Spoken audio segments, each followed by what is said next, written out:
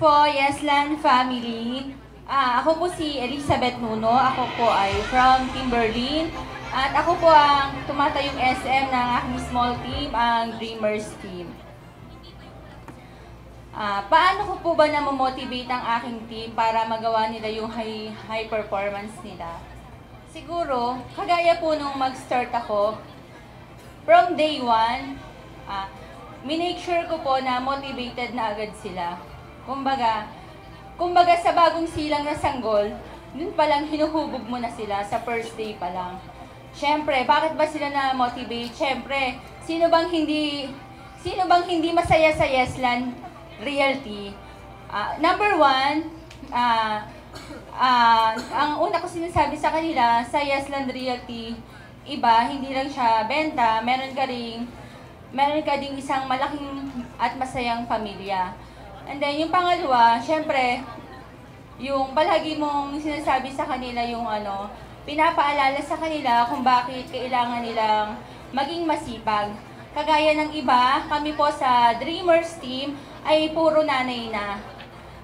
Ayun ang isa sa ginagawa kong dahilan sa kanila para mas sipagan pa nila ang gawing dahilan ang kanilang mga anak, ang aming mga anak, upang mas lalo naming pagbutihin ang pagbebenta para sa aming mga anak. Siyempre, as leader, kailangan pakitaan din natin sila ng result para mas ma-motivate ang bawat isa sa kanila. Yun lamang po. Merry Christmas and Happy New Year po. Good morning, Yesland family. Merry Christmas po sa lahat. And pakilala lang po ako. I'm Reg Sevilla po. Isa po ako sa mga sales director ng Team Singapore. So, shout out po, Team Singapore. And, yun.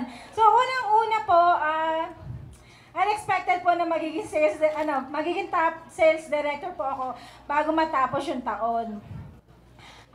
Kaya yun, sobrang thankful po ako kala Broker Nicky, Broker Richard, sa Yesland, sa pagre-recognize po bilang top sales director. And, naalala ko lang po, yung last na nag-share ako dito sa Sizzling, yung last na na-promote po ako from sales manager to sales director, which is exactly 1 year po this month. So, same month, same venues, same stage. So, yun, nakakatuwa lang and sobrang happy lang na 1 year na pala akong sales director. Yun. So, ayun nga po, since SD na po ako, nagkaroon na po ako ng sariling team. And, syempre po, hindi po madali magkaroon ng sariling team. And hindi rin po madaling maging leader sa isang team. Siguro, mga agree naman yung ibang leaders dito, di ba? So, hindi po madaling maging leader. Pero yung mga team ko naman po, mababait eh. Tama ba? So, ayun. Pero, meron naman din pong hindi mababait. Yun. And, nasabi ko kasi po na hindi madaling mag-handle ng team. Kasi syempre, di ba, may mga priorities din po tayo na ginagawa. Yung pag-aasikaso sa family, nag-aaral, nag-aasikaso sa mga clients concern, and syempre po, yung real estate business natin, which is, still kailangan natin magkaroon ng sales monthly.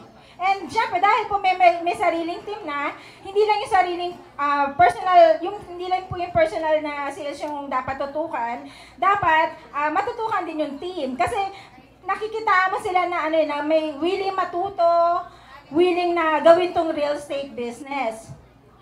Pero ayoko naman po yung sobrang maging strict sa kanila. Gusto ko sakto lang, chill lang, and ayoko na umabot sa may mga misunderstanding pa sa team. So, dapat maging sakto lang, and hindi rin po ganun maging stress. And yun, kasi alam ko naman po may mga personal commitments din sila. And yung iba, may mga part-time lang po ginagawa tong real estate.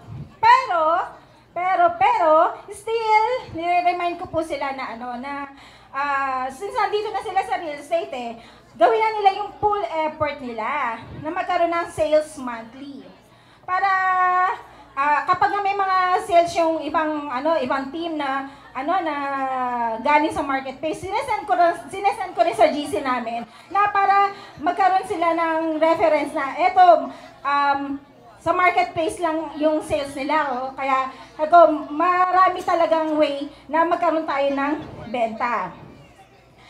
Then, madalas talaga yun, sinasabihan ko, posting lang sa marketplace, and marami talaga magiging inquiry. At isa pa, masipag din po sila mag-manning, dahil yun, sa kakamaning nila, nakakuha pa sila ng client, and which is privado pa. Kaya ayun, nagtulungan po silang i-close yung sales sa privado, and thank you Lord, yun, naging close naman po yung sales, and naging ice break pa po ni Ate Marie Chris. So, yung worth 10.3 M po yung kanyang naging sales. So, congrats kay Ate Marie Chris, kasi ice break niya po yun. Sobrang happy lang po ako sa kanila dahil nagbunga yung effort ng pagmamaning nila, and ito nga po yung reason bakit din po ako nandito and naging top sales director.